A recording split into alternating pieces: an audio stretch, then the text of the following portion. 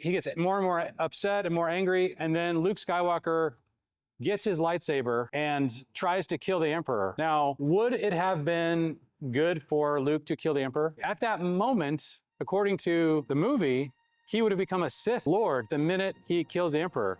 And so my question for you guys is, does Vader save Luke? Hey guys, welcome back. If this is your first time here, this is our third episode. We're looking at the Return of the Jedi. Take a look back at Star Wars and Empire Strikes Back, but welcome to Story Chapel. We are excited to dive into this third part of this amazing trilogy, The Return of the Jedi.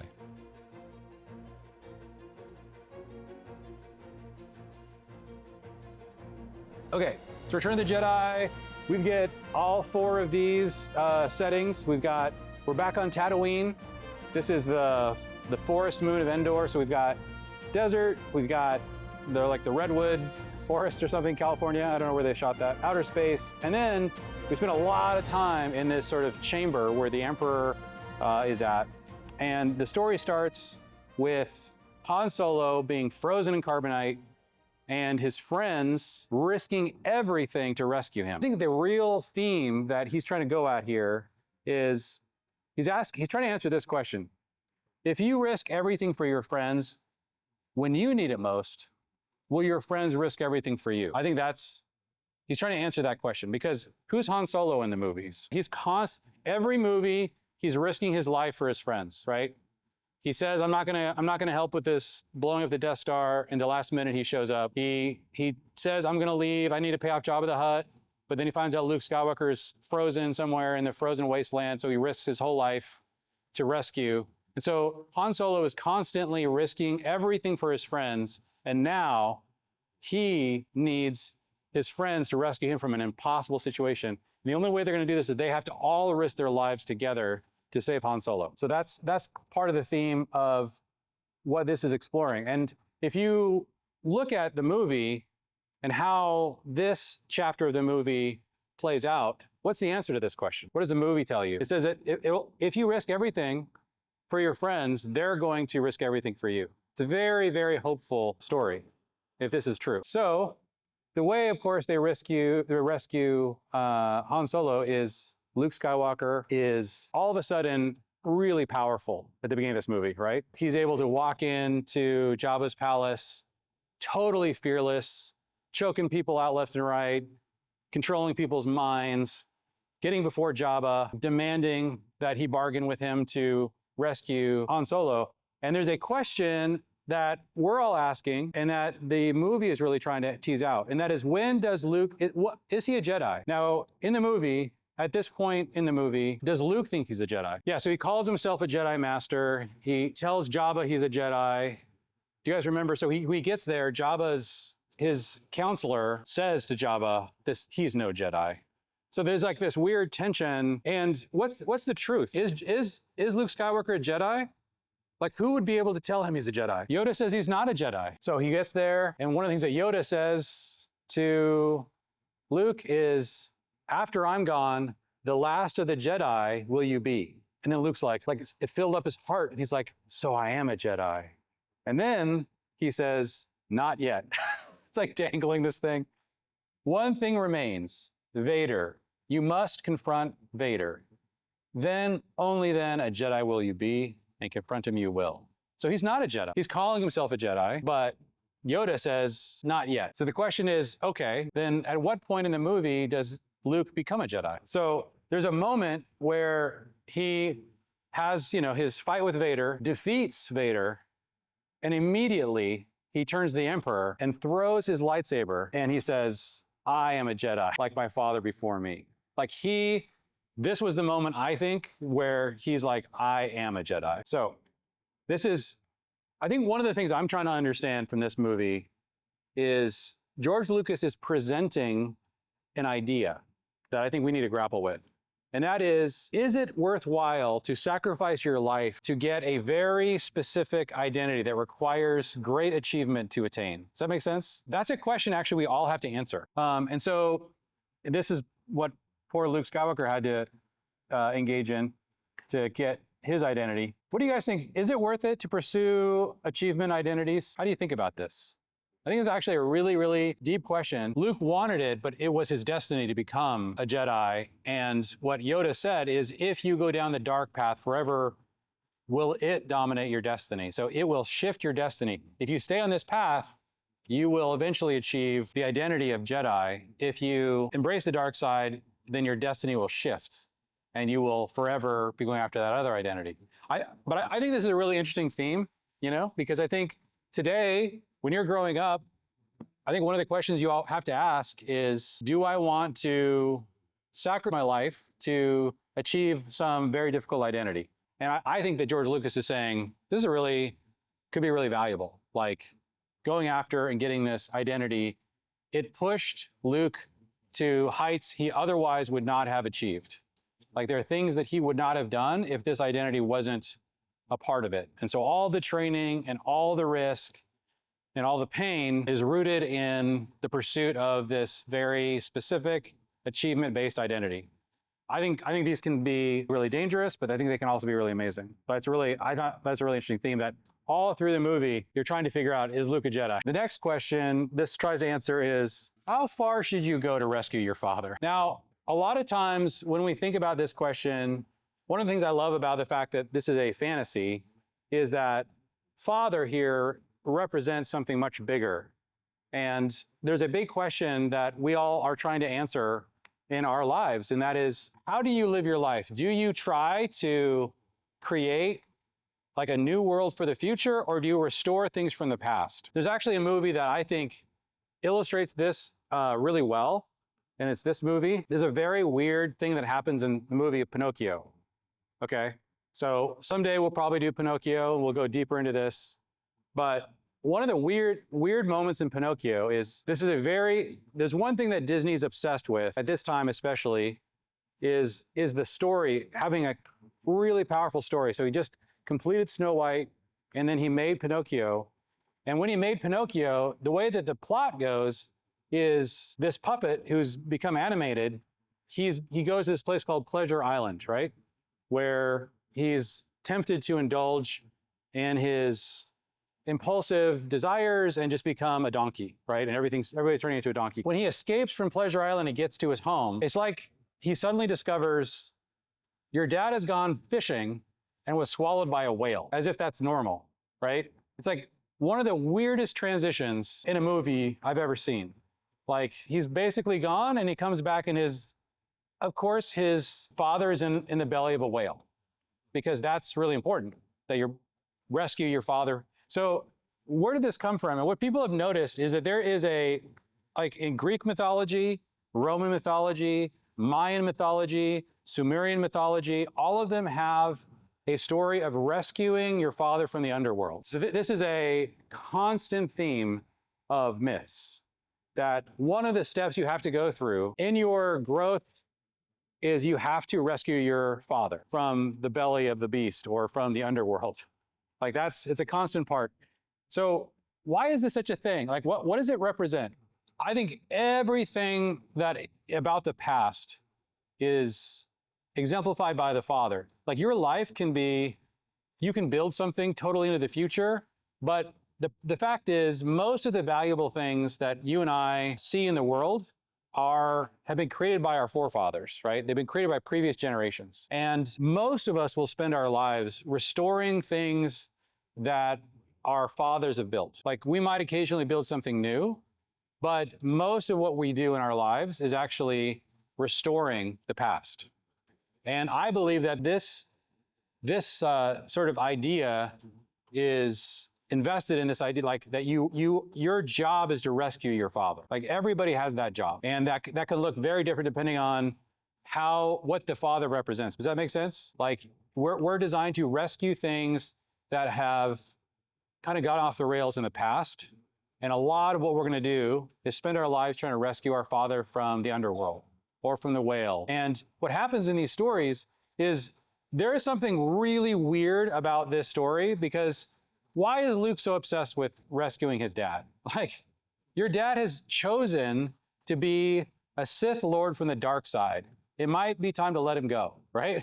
But the story is designed where Luke absolutely cannot do this. He can't even become a Jedi unless he rescues his father, essentially. And so the story does something very strange. It causes Luke to become obsessed with this destiny or this mission, and his life is almost meaningless in comparison with this mission. There's this really crazy conversation that happens. Sorry, in The Return of the Jedi, Luke he's with the little band in the forest of Endor, right? And he realizes that his father is sensing him, and he goes to Leia and says, I have to go to my father. And this is a very similar thing to Pinocchio. It's like, it doesn't really make any sense. It actually seems like it would make it worse for the people that he's with, because it just obviously illustrates that they've been compromised and there's an invasion force on the moon, right? But nevertheless, the story just forces this thing where Luke gives himself up. What is his plan? Like, what is he trying to do? He gives him the lightsaber. He has this irrational obsession with the idea that he could somehow rescue his father. What does Obi-Wan think of this idea? All the wise people in his life say, no, this is dumb. This is not going to work. He's more machine now than man. Obi-Wan says, twisted and evil. And so Luke gives himself up, and then you have this sort of interesting dialogue that happens. Vader says to Luke, the Emperor has been expecting you. I know, Father. So have you accepted the truth? I've accepted the truth that you were once Anakin Skywalker, my father. Does Vader think of using his name? He doesn't like that, right? That name no longer has any meaning for me. It is the name of your true self. You've only forgotten. I know there is good in you. The Emperor hasn't driven it from you fully. That is why you couldn't destroy me. That's why you won't bring me to your Emperor now. Vader says, Obi-Wan once thought as you do. You don't know the power of the dark side. I must obey my master. Luke says, I won't turn, and you'll be forced to kill me. If that's your destiny, search your feelings, Father. You can't do this. I feel the conflict within you. Let go of your hate. It is too late for me, son. The Emperor will show you the true nature of the Force. He is your master now. And Luke says, well, then my father is truly dead. And they take Luke away, and there's like a 3-second shot in this movie of this like pensive look where Vader, the first time, like Vader's just a horrible villain, right? He's killing people all the time. And all of a sudden, the idea is, oh, something's getting to him. Like something's waking up inside of him. And they're trying to answer this question, like, why rescue the father? Now, you guys know Francis Coppola. He's the guy who directed the Godfather trilogy. He and George Lucas were good friends. They co-made the THX movie, and they both were obsessed with this idea in films. So you see this in Francis Coppola's Godfather, and Francis Coppola is famous for this line. He says, the story of the son is nested in the story of the father. So if you're going to understand the son, you first have to understand his father. Like they're intricately connected. This is very strange because our culture kind of hates this idea. We're obsessed with the idea of the individual, right? We don't like the idea of the connection between generations and how that creates much deeper meaning. But these guys were very interested in this idea. And it's also really woven into the way Jesus saw his identity. Jesus said, strange things like his favorite title for himself was a son. Like he used that, Son of Man, Son of God, but he was a son. He would say things like, I only do what I see the Father doing.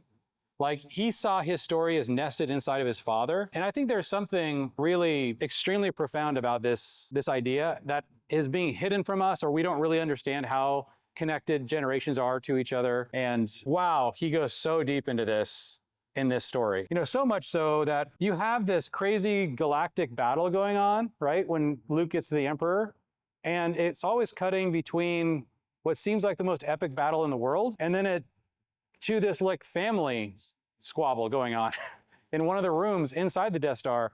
And the story seems to really indicate that what's going on here between father and son with this Emperor is way more important than whatever's happening out here, right? So which is more important, the galactic battle or the family battle? It's kind of strange, but this Return of the Jedi, this film is trying to say the family battle is way more important. Like, yeah, winning the galaxy, protecting the galaxy, that's important. But it's really important that the father and son get reconnected in a good, positive way. Like, that's way more important. And that's very strange. Now, I love this moment. Part of what happens is the Emperor is constantly trying to bait Luke into attacking him, right? He tells him, strike me down with all of your hatred, and your journey toward the dark side will be complete. And so as he's telling him, I'm going to kill all your friends, I'm going to kill your whole movement, you're doomed. And he gets more and more upset and more angry. And then Luke Skywalker gets his lightsaber and tries to kill the Emperor. Now, would it have been good for Luke to kill the Emperor? He would be, at that moment, according to the movie, he would have become a Sith Lord the minute he kills the Emperor. And so my question for you guys is, does Vader save Luke? Like, what actually happened in this moment, right?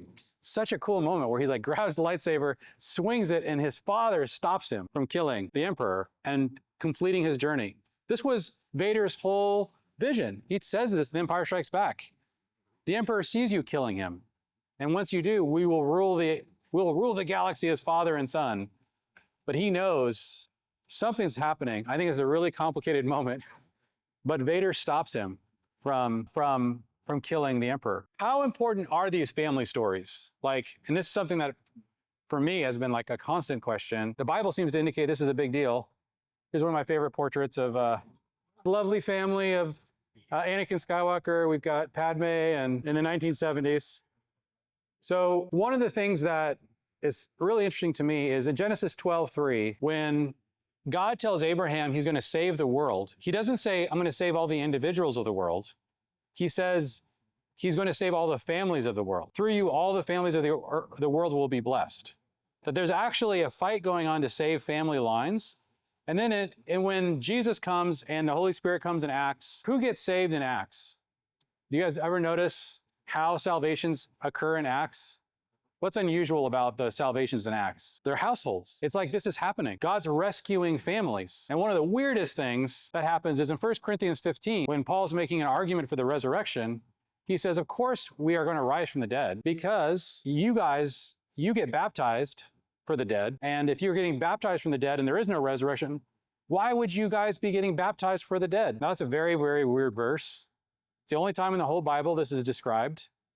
But one of the things you have to understand about our culture is we do not understand this story at all. We do not think about the fact that is it possible that the project that we are all on is the rescuing of our families, not just the individual. Now, they thought about families this way. And so I think probably what was happening is people were coming into the kingdom and they were like, well, what about grandpa? Like, he wasn't around to hear the gospel. How do we make sure he's a part of this whole story? I don't know how else to explain why they were being baptized for dead people, but Paul explicitly says they were and seems to indicate that there was some kind of logic to what they were doing. He's not commanding that we do it, but I find that really interesting. And you guys know what the country in the world that has been the most difficult country to reach for the gospel has been the Japanese country. Like we found it exceptionally difficult. When missionaries go to Japan, do you know why it's been so difficult? Something like less than 3% of the Japanese are Christian. Maybe it's even smaller than that. But do you know why they don't believe the gospel? They believe in this multi-generational story so deeply that the idea of converting to Christianity, what they're worried about is not themselves, not their children. They're worried about their ancestors. Okay, so that's the second theme. So the first theme is George Lucas is teasing out these really unique identities, what it means to become a Jedi. The second theme he teases out is how far should you go to rescue your family? And he has an example that's completely extreme. Now we got to talk about the third theme of redemption. My question for you guys is who is it's called the Return of the Jedi. Who's returning? Who's the main character? So this is what's really crazy about this whole series is you think the series, who do you think the main character is? Who is really the main character? This is one of the most amazing twists, right? And we don't find, this is why it's episode 4, because episode 1 is about what? And this is, I think, the greatest movie image I think I've ever seen. I remember when this was first coming out and I was like, oh my gosh, the whole thing right there. It's a story about redemption, about this kid. The last thing you think this is about when you're watching this show, you're like, obviously it's about Luke, obviously it's about him becoming a Jedi. And I think this is the greatest genius of what George Lucas has done, is he's made the main character Darth Vader. And we learn about him, of course. And why is it important to make the main character Darth Vader? Because he's trying to answer this question, and this is one of the most difficult questions you could ever try to answer. Is there any amount of evil you can commit that makes redemption impossible? Like, it seems like we should give up on Darth Vader. If there's anybody we should give up on, it's this guy, right? And so we really have to ask the question, what made Vader turn back? What caused him to suddenly decide to abandon the dark side? Seeing the Son suffer for his sins is what caused Vader. Seeing this thing, that's what caused him to finally turn. And this is the whole story of redemption. This is how redemption works. So what Vader was upset about, what he was seeing was not what was happening, but why it was happening. Why was Luke suffering? Can you imagine watching your son slowly be tortured to death because he was trying to rescue you and just sit there and watch? It's like an extremely intense scene. And is this ultimately what was designed to cause all of us to suddenly realize how much God loves us, to see the suffering of the Son, not just for suffering, but suffering for our sins, right? That's what's crazy. If anybody ever comes to that, like anybody ever really believes that story, it is really hard not to turn back to God, right? If you really believe this was happening. And wow, we have an incredibly powerful example of this in this story. Now, I do think we have to deal with the fact that this is a little strange. It is hard to believe. Like, what are some of the things that Vader has done in his life? He slaughtered all the youngling Jedis. Is not this a sin that is too great? So you guys, this is such an extreme story. If there's ever an extreme that causes you to get to a place where it's just, sorry, you've gone too far, we should give up on you. What Anakin does definitely fits in that category. Like, I don't know how you can make it more extreme. And so this does sort of cause me to ask, how can we allow Vader to be redeemed? Is it fair? Is it just? Who paid the price for Vader's sins? This is a place, you guys, where people deeply misunderstand the gospel, right? A lot of people are like, oh, it doesn't make any sense that you believe that Jesus died on the cross for our sins. Like, why can't God just forgive us? Voltaire is a famous philosopher, atheist philosopher during the French Revolution. And they asked him right before he died, hey, you're about to die. What if you suddenly discover that you're wrong and that you're standing before God? Like, what'll happen to you? And he said, well, he'll forgive me. That's his job. And that is that is what's called cheap grace. And unfortunately, you guys, one of the things that we are forced to grapple with in Return of the Jedi is cheap grace. Why? Because George Lucas could not create a fully Christian story. Nobody is paying for his sins. And you can look at Luke and say, well, is Luke paying the penalty for Vader's sins? And the answer, of course, is, that's not exactly what the story is portraying. Does that make sense? Like, but do you guys understand why the gospel needs to have that component in it for it to make sense? So that when we're coming to faith, the answer to George Lucas's question, is there any amount of evil you can commit that would cause you to now be unable to be redeemed? What's the answer to that question? Is there any amount of evil that's too much for redemption? And the answer is no, and clearly George Lucas agrees with that. But the reason the answer is no is because somebody paid for your sins, and that's not in this story. Does that make sense? I really think, I think I mentioned to you guys that I think part of what George Lucas is really wrestling with is I think he loves the Christian story, but there's certain elements of the Christian story I think he doesn't quite understand, and they don't make their way into the movie. Now, one of the things that's really, and just kind of to sum up here, when you're watching a movie like Return of the Jedi, do you relate more to Luke or Vader? It's really important. So in this movie, Luke, especially in Return of the Jedi, becomes the Christ figure. He's powerful. He's sacrificing his life to rescue his sinful father. That's not our story, right? Now, we can enter into that story for others, but it's really important that our story is Vader's story, right? And so I challenge you guys, when you're watching this movie, I think it's really important to be careful about who you're identifying with. Like, in order for this story to fully land, you have to sort of understand that in the story, we're more like Vader than Luke. And then the whole story ends with this scene, right? So you have Anakin and Yoda and Obi-Wan, and after killing all the younglings and choking out, half the galaxy, but turning at the very last second to the good side, we have Anakin appear with Yoda and Obi-Wan, who have been good Jedis their whole life. And my question for you guys is, how do you feel about this ending? Depending on what lens you're using, if you're zeroing in on this one episode, it's kind of weird. It's pretty hard to see this ending. If you zoom out to the 3 episodes, it's a little bit easier, but it's still hard. You zoom all the way out to the 6, now you're starting to see this. But I think that one of the things that we have to say about Star Wars in general is that it really struggles to symbolize the resurrection well. I think that's fair to say. I think the resurrection is the hardest theme to get right. We're going to do, before Easter, I have a plan. We're going to investigate what I think are the 3 greatest resurrection movies of all time. 3 times in cinema history, I don't think I've ever seen it more than that. 3 times I've seen this done well. But a lot of movies try to nail this and cannot stick the landing. I'm just going to say, I think Star Wars is one of those.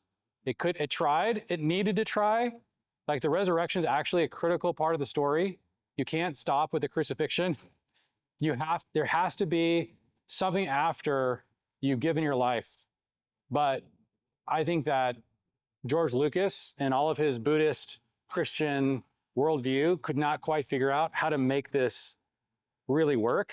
And this is as close as he got, and I'm glad he tried. But we need to see some better examples of the resurrection. But wow, these other 3 themes, he nails in really good ways. Really, I love the identity of Jedi, what he's doing with that. I think is really interesting and really important to study. I think the family salvation is incredibly interesting in the way he does this. And his exploration of the extent of redemption is really, really well done. So, hey guys, if you really enjoyed going through that series on Star Wars, we have so many more stories we're going to unpack. So we are a group of storytellers who are really enjoying unpacking these stories, especially in person. So if you live in the Cincinnati area, go to storychapelcincy.com and you can see where we're going to be meeting. We're also on Instagram. We'd love to meet you in person and have you interact with us and be part of the discussion as we dive into more stories.